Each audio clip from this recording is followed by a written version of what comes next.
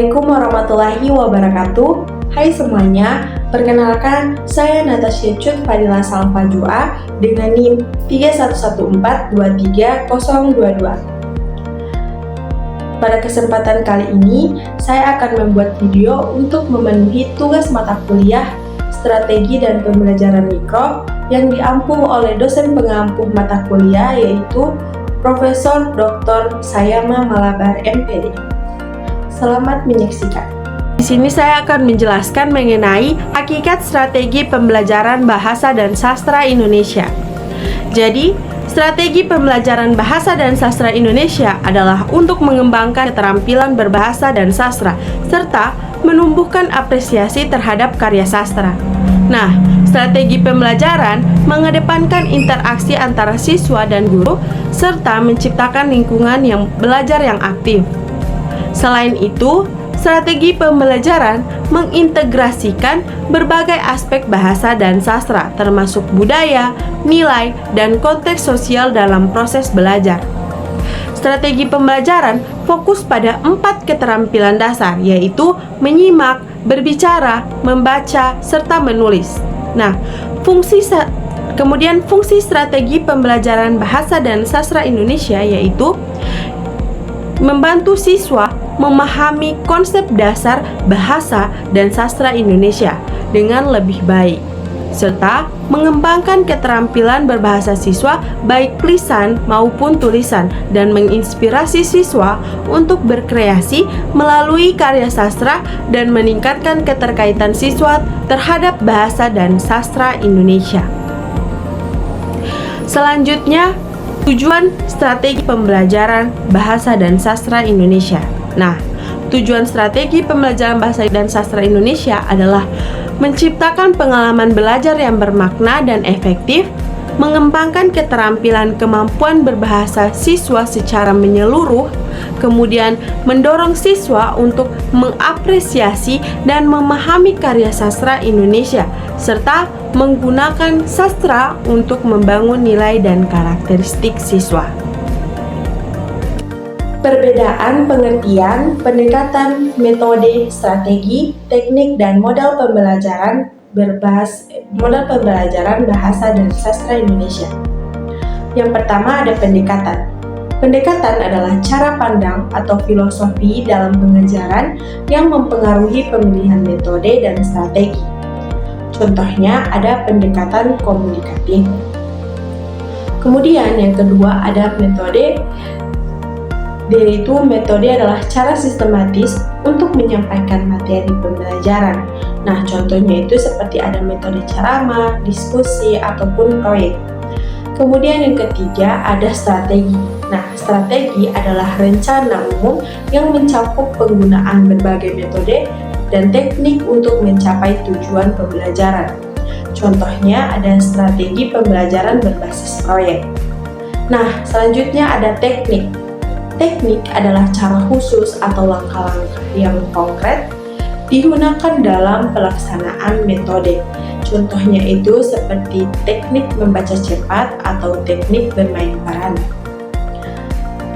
Kemudian yang terakhir ada model. Nah, model adalah kerangka kerja atau desain pembelajaran yang mencakup pendekatan metode, strategi, dan teknik secara keseluruhan. Nah, contohnya itu seperti model pembelajaran kooperatif.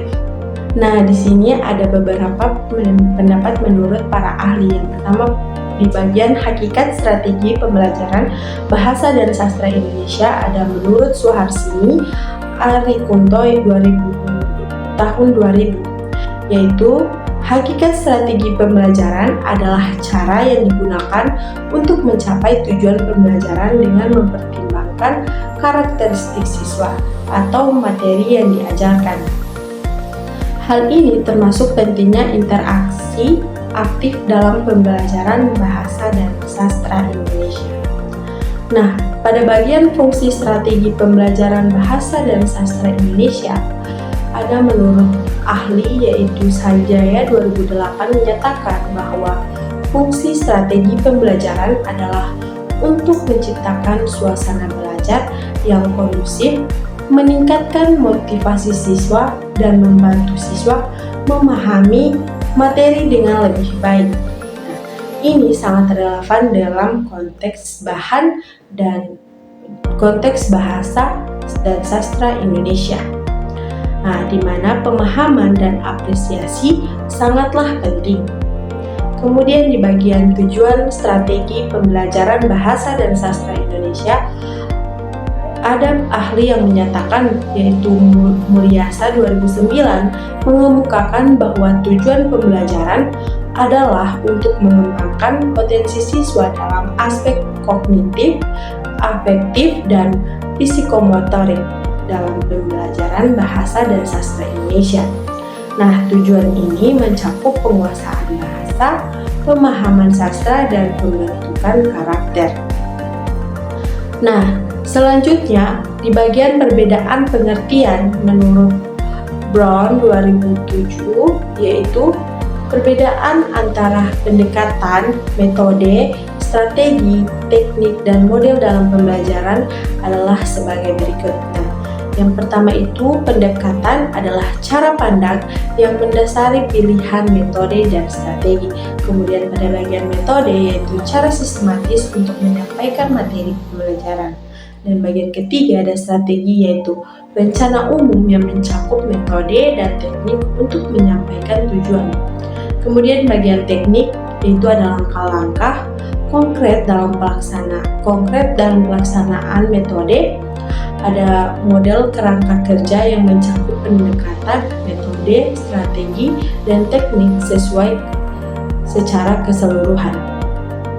Nah, kesimpulan menurut saya mengenai pendekatan, metode, strategi, teknik, dan model dalam pembelajaran bahasa dan sastra Indonesia, yaitu pendekatan merupakan cara pandang atau filosofi yang menjadi dasar dalam pengajaran, mempengaruhi pemilihan metode serta strateginya. Contohnya ada pendekatan komunikatif yang menekankan interaksi dalam pembelajaran. Kemudian metode adalah cara sistematis yang digunakan untuk menyampaikan materi pembelajaran dengan berbagai pilihan seperti ceramah, diskusi, atau proyek. Strategi berfungsi sebagai rencana umum yang mencakup penggunaan berbagai metode dan teknik agar mencapai tujuan pembelajaran. Nah, misalnya itu ada strategi yang sudah dijelaskan, yaitu berbasis proyek yang mendorong pengalaman praktis. Kemudian teknik adalah langkah-langkah konkret atau cara khusus yang digunakan dalam pelaksanaan metode, seperti ada teknik membaca cepat atau membantu meningkatkan keterampilan membaca. Nah, yang terakhir ada model. Nah, model adalah kerangka kerja atau desain yang mencakup keseluruhan pendekatan, metode, strategi, dan teknik seperti model pembelajaran kooperatif yang mengintegrasikan berbagai elemen untuk menciptakan pengalaman belajar yang kolaboratif. Nah, dengan demikian, kelima istilah ini memiliki peran dan fungsi yang berbeda tetapi saling terkait dalam menciptakan pengalaman pembelajaran yang efektif. Nah, di sini saya akan membuat perbandingan ragam metode, pendekatan, model, strategi dalam pembelajaran bahasa dan sastra Indonesia. Yang pertama, pendekatan. Pendekatan itu cara pandang atau filosofi yang mendasari pemilihan metode dan strategi pembelajaran. Contohnya dalam pendekatan itu ada pendekatan komunikatif yang menekankan pada penggunaan bahasa dalam konteks nyata untuk meningkatkan kemampuan berkomunikasi siswa. Misalnya, dalam pembelajaran bahasa Indonesia, siswa diajak berdiskusi tentang isu-isu terkini sehingga mereka bisa berlatih berbicara dan mendengarkan secara efektif. Nah, kemudian ada aspek metode, yaitu cara sistematis yang digunakan untuk menyampaikan materi pembelajaran. Contohnya, ada metode diskusi. Metode diskusi yaitu seperti ada diskusi kelompok yang membahas tentang tema atau karya sastra tertentu. Misalnya, siswa mendiskusikan makna dan tema dalam novel tertentu dengan gurunya yang sebagai moderator. Selanjutnya ada aspek model. Nah, aspek model yaitu kerangka kerja yang mencakup pendekatan, metode, strategi, dan teknik secara keseluruhan. Nah, contohnya itu ada model pembelajaran kooperatif siswa yang bekerja dalam kelompok kecil untuk menyelesaikan tugas. Nah, mereka saling membantu dan belajar dari satu sama lain. Selanjutnya ada aspek strategi. Nah, aspek strategi adalah rencana umum yang mencakup penggunaan berbagai metode dan teknik untuk mencapai tujuan pembelajaran. Nah, contoh dari aspek strategi ini yaitu adalah pembelajaran berbasis proyek, yang dimana siswa membuat proyek akhir yang berkaitan dengan tema sastra seperti membuat puisi antologi atau antologi puisi. Nah, di sini ada beberapa pendapat ahli mengenai materi yang sudah saya jelaskan tadi. Yang pertama ada pendekatan. Menurut Suharsini Aripunto 2006, pendekatan komunikatif dalam pembelajaran bahasa dan sastra Indonesia sangatlah penting karena mendorong siswa untuk aktif berinteraksi dan menggunakan bahasa dalam konteks nyata sehingga meningkatkan kemampuan komunikatif mereka. Kemudian pada bagian metode, Sanjaya 2008 mengemukakan bahwa metode ceramah meskipun efektif untuk menyampaikan informasi perlu dipadukan dengan metode lain untuk meningkatkan keterlibatan siswa dalam pembelajaran sastra. Kemudian pada bagian model, menurut Joyce dan Welly 2009, model pembelajaran kooperatif memberikan kesempatan bagi siswa untuk belajar secara kolaboratif, memungkinkan mereka untuk saling berbagi perspektif dan memahami berbagai interpretasi karya sastra. Kemudian pada bagian strategi, menurut Mulyasa 2011, strategi pembelajaran berbasis proyek tidak hanya mementingkan keterampilan analisis sastra, tetapi juga membantu mereka mengaitkan pembelajaran dengan pengalaman nyata sehingga menjadi lebih bermakna. Nah, kemudian di sini ada kesimpulan menurut saya mengenai materi tadi, yaitu dalam pendidikan, pendekatan metode, model, dan strategi saling berhubungan dan berkontribusi pada keberhasilan proses pembelajaran. Nah, pendekatan memberikan landasan filosofi yang memadu pemilihan metode seperti pendekatan komunikatif yang mendorong interaksi dalam konteks nyata. Kemudian, metode seperti diskusi menawarkan cara sistematis untuk menyampaikan materi, sementara model seperti pembelajaran kooperatif menciptakan kerangka kolaboratif bagi siswa. Di sisi lain, strategi seperti pembelajaran berbasis proyek mengaitkan pembelajaran dengan pengalaman nyata, menjadikannya lebih relevan dan bermakna. Kombinasi elemen-elemen ini sangat penting untuk menciptakan lingkungan belajar yang efektif dan mendukung pengembangan keterampilan serta pengetahuan siswa. Nah, di sini saya akan membuat perbandingan model-model inovatif dalam pembelajaran bahasa dan sastra Indonesia. Yang pertama ada model inovatif pembelajaran kooperatif. Model ini mendorong siswa bekerja sama dalam kelompok untuk mencapai tujuan pembelajaran. Contohnya, siswa dibagi dalam kelompok kecil untuk menganalisis dan mendiskusikan tema dalam novel. Kemudian, mereka mempresentasikan hasil diskusinya di depan kelas. Kemudian ada model inovatif pembelajaran berbasis proyek, yang dimana model ini melibatkan siswa dalam proyek nyata yang relevan dengan kehidupan sehari-hari.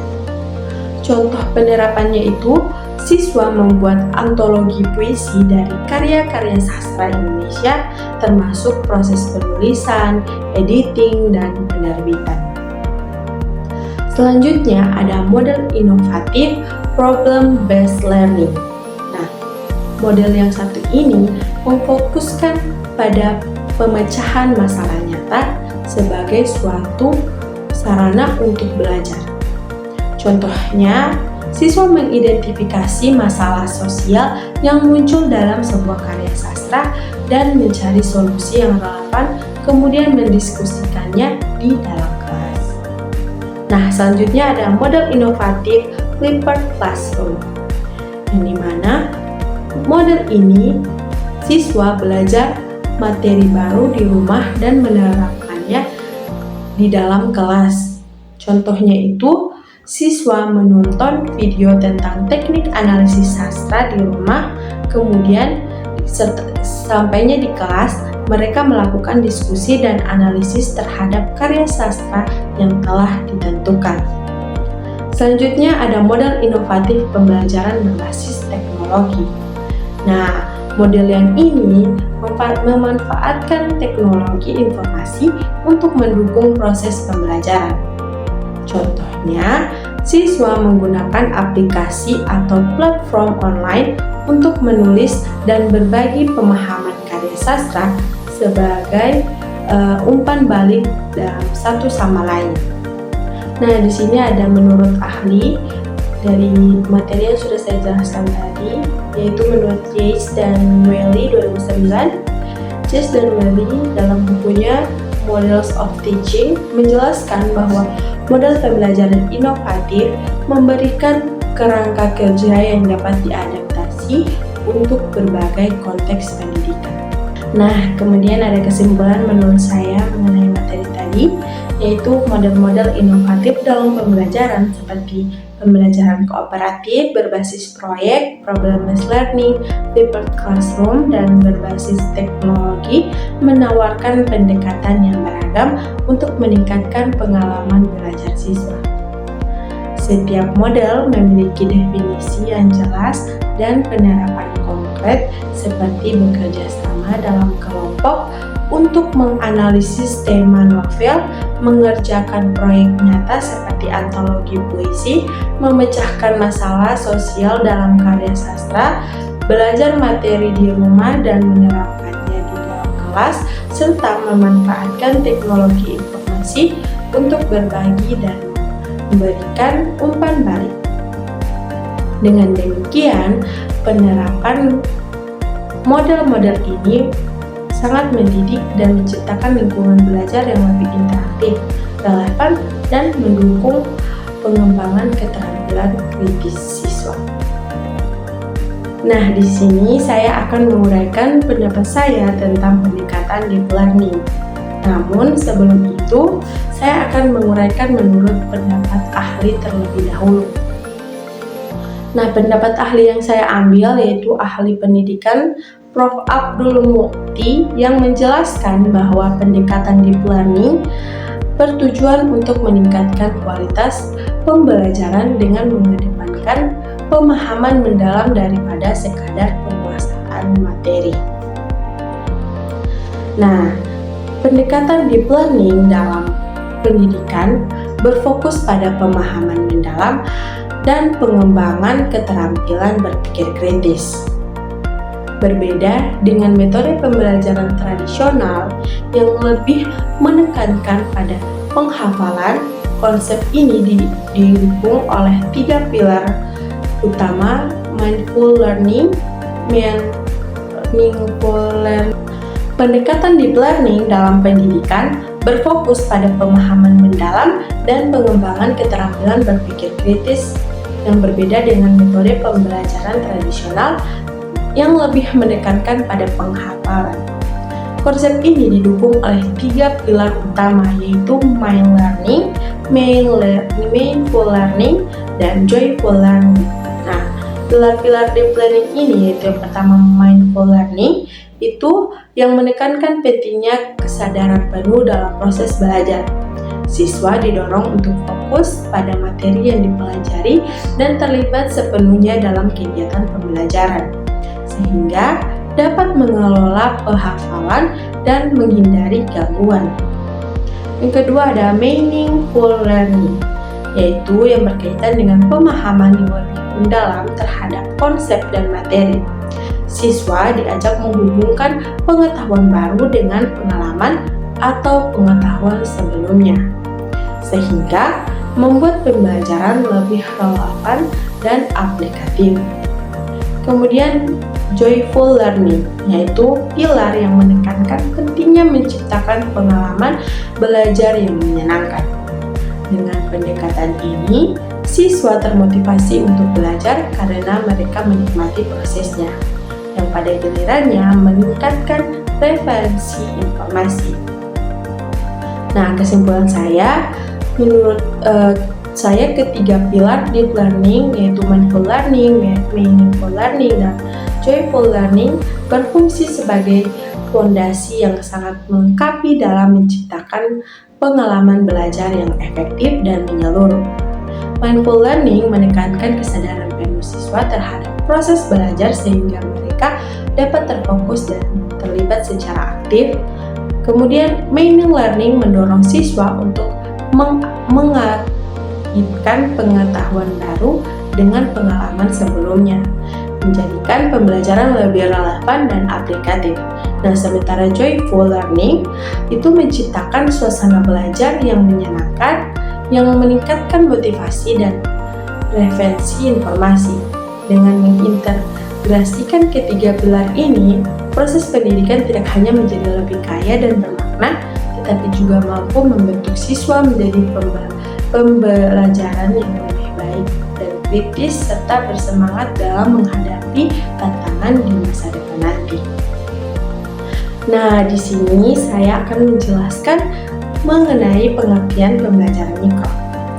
Jadi, pembelajaran mikro adalah suatu metode belajar mengajar atas dasar kinerja atau performance yang dilakukan dengan mengisolasi komponen-komponen proses belajar mengajar sehingga calon guru dapat menguasai setiap komponen satu persatu dalam situasi yang disederhanakan. Nah, selanjutnya ada pendapat ahli yang mendefinisikan tentang pembelajaran mikro. Menurut ASRI 2011, pembelajaran mikro adalah model pengajaran yang diperkecil dan memiliki istilah lain yaitu pengajaran nyata atau real teaching. Selanjutnya, pada bagian karakteristik pembelajaran mikro, itu yang pertama ada skala kecil. Nah, pembelajaran mikro biasanya melibatkan kelompok kecil yaitu siswa antara 3 hingga 10 orang. Nah, hal ini memungkinkan interaksi yang lebih dekat antara pengajar dan peserta didik, serta memudahkan pengelolaan kelas. Kemudian yang kedua ada waktu singkat. Sesi pengajaran dalam pembelajaran mikro bertanggung dalam waktu singkat yang biasanya antara 5 hingga 20 menit. Durasi yang pendek ini membantu menjaga perhatian siswa dan memungkinkan pengajaran yang lebih intensif. Yang ketiga ada fokus pada keterampilan tertentu. Setiap sesi dirancang untuk fokus pada satu atau beberapa keterampilan dasar dalam mengajar. Ini memungkinkan siswa untuk mendalami keterampilan tertentu tanpa teralihkan oleh materi lain. Yang keempat ada umpan balik langsung. Nah, setelah sesi pengajaran, peserta didik menerima umpan balik langsung dari dosen atau pengamat. Umpan balik ini sangat penting untuk membantu siswa memahami kekuatan dan area yang perlu diperbaiki. Kemudian yang kelima ada sederhana. Nah, situasi pengajaran disederhanakan untuk mengurangi kompleksitas. Nah, ini dapat mencakup penggunaan alat bantu visual yang sederhana atau penggunaan ruangan yang mendukung fokus pada kegiatan pembelajaran. Yang keenam ada terisolasi. Nah, keterampilan mengajar dipraktikkan secara terpisah dari konteks yang lebih luas. Hal ini memudahkan siswa untuk berlatih dan menguasai keterampilan tertentu tanpa merasa terbebani oleh berbagai faktor tambahan. Kemudian bagian 7 adalah terbatas. Nah, terbatas yaitu pembelajaran mikro memiliki batasan pada latar, peserta didik, kompetensi, materi, dan sesi. Nah, pendekatan ini memungkinkan pengajaran yang lebih terfokus dan terarah, serta meminimalisasikan kebingungan yang mungkin timbul dari terlalu banyaknya variabel. Selanjutnya, pada bagian prosedur pembelajaran mikro, umumnya meliputi bagian yaitu perencanaan. Calon guru membuat persiapan mengajar di bawah bimbingan dosen. Pelaksanaannya yaitu calon guru melaksanakan pembelajaran dengan teman sejawat sebagai siswa dalam setting laboratorium. Untuk bagian pengamatan, dosen dan teman sejawat mengamati dan memberikan umpan balik. Diskusi dan umpan balik dosen yang memberikan penilaian dan umpan balik langsung kepada calon guru. Kemudian bagian pengayaan dan remedial. Calon guru merevisi dan mempraktikkan kembali keterampilan mengajar berdasarkan umpan balik yang diberikan. Nah, di sini saya akan menjelaskan 8 keterampilan mengajar beserta contohnya. Namun sebelum itu, saya akan menguraikan menurut pendapat ahli terlebih dahulu. Jadi, ahli yang saya ambil yaitu menurut Syaiful Bahri Jamrah menyatakan bahwa keterampilan dasar mengajar merupakan karakteristik umum yang berkaitan dengan pengetahuan dan keterampilan yang diwujudkan melalui tindakan. Nah, ini menekankan bahwa penguasaan keterampilan ini sangatlah penting untuk mencapai tujuan pembelajaran yang efektif. Nah, 8 keterampilan dasar mengajar ini sangatlah penting untuk guru agar menciptakan proses pembelajaran yang efektif dan efisien. Berikut ada analisis masing-masing keterampilan beserta contohnya. Yang pertama itu ada keterampilan membuka dan menutup pelajaran.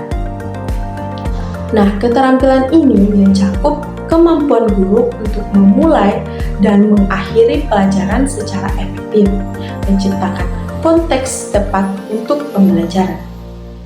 Contohnya itu, di awal pelajaran, guru dapat memberikan gambaran umum tentang topik yang akan dibahas dan mengaitkannya dengan pengalaman siswa di akhir pelajaran. Guru merangkum materi yang telah diajarkan dan memberikan tugas sebagai penutup. Kemudian, yang kedua ada keterampilan menjelaskan. Nah, kemampuan guru untuk menyampaikan informasi dengan jelas dan sistematis agar siswa memahami materi dengan baik.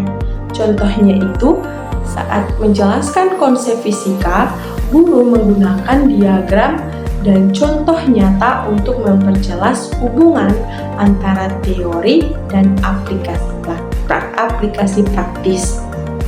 Kemudian yang ketiga ada keterampilan bertanya. Nah, keterampilan ini melibatkan kemampuan guru untuk mengajukan pertanyaan yang merangsang pemikiran kritis dan keterlibatan siswa. Contohnya, guru mengajukan pertanyaan terbuka seperti apa pendapat kalian tentang dampak perubahan dari iklim. Nah, untuk mendorong diskusi di dalam kelas. Dan yang keempat, ada keterampilan mengadakan variasi. Kemampuan guru untuk menggunakan berbagai metode dan teknik dalam pengajaran agar pembelajaran tidaklah monoton. Contohnya itu, guru menggabungkan ceramah, diskusi kelompok, dan penggunaan media visual dalam satu sesi pembelajaran untuk menjaga perhatian siswa. Nah, kemudian yang kelima ada keterampilan memberikan penguatan. Keterampilan ini mencakup calon guru memberikan umpan balik positif kepada siswa untuk meningkatkan motivasi dan kepercayaan diri mereka. Contohnya itu, setelah presentasi kelompok, guru memberikan pujian kepada siswa atas usaha mereka dan menyoroti aspek-aspek yang dilakukan dengan baik. Nah, kemudian bagian keenam ada keterampilan mengelola kelas. Kemampuan guru dalam menciptakan lingkungan pelajaran yang kondusif itu melalui pengetahuan interaksi dan dinamika kelas. Contohnya itu, guru menetapkan aturan kelas yang jelas dan menerapkan secara konsisten untuk menjaga ketertiban selama pelajaran. Yang ketujuh, ada keterampilan mengajar komposisi kecil dan perorangan. Nah, kemampuan ini untuk memberikan perhatian khusus kepada siswa dalam kelompok kecil atau secara individu sesuai kebutuhan mereka. Contohnya itu, guru melakukan sesi remedial bagi siswa yang mengalami kesulitan dengan model tertentu, menggunakan pendekatan yang lebih personal. Nah, kemudian yang terakhir ada keterampilan membimbing diskusi kelompok kecil. Nah, kemampuan guru untuk memfasilitasi diskusi di antara siswa agar mereka dapat berbagi ide dan belajar dari satu sama lain. Contohnya itu, dalam diskusi kelompok kecil tentang novel, guru bertindak sebagai moderator, memastikan setiap siswa memiliki kesempatan untuk berbicara dan mendengarkan pendapat teman-teman mereka. Nah, kesimpulan menurut pendapat saya mengenai penguasaan 8 keterampilan dasar mengajar yang meliputi kemampuan membuka dan menutup pelajaran, kemudian menjelaskan, bertanya, mengadakan variasi, memberikan penguatan, mengelola kelas, mengajar kelompok kecil dan perorangan, serta membimbing diskusi kelompok kecil sangatlah penting bagi guru. Nah, keterampilan-keterampilan ini tidak hanya meningkatkan efektivitas pengajaran, tetapi juga menciptakan lingkungan belajar yang kondusif. Nah, merangsang pemikiran kritis siswa itu melalui motivasi mereka untuk belajar lebih baik dengan menguasai keterampilan-keterampilan ini. Jadi, guru dapat memberikan pengalaman belajar yang lebih berkualitas dan mendukung perkembangan siswa secara holistik. Sekian dari saya, terima kasih. Wabillahi taufiq wal hidayah. Wassalamualaikum warahmatullahi wabarakatuh.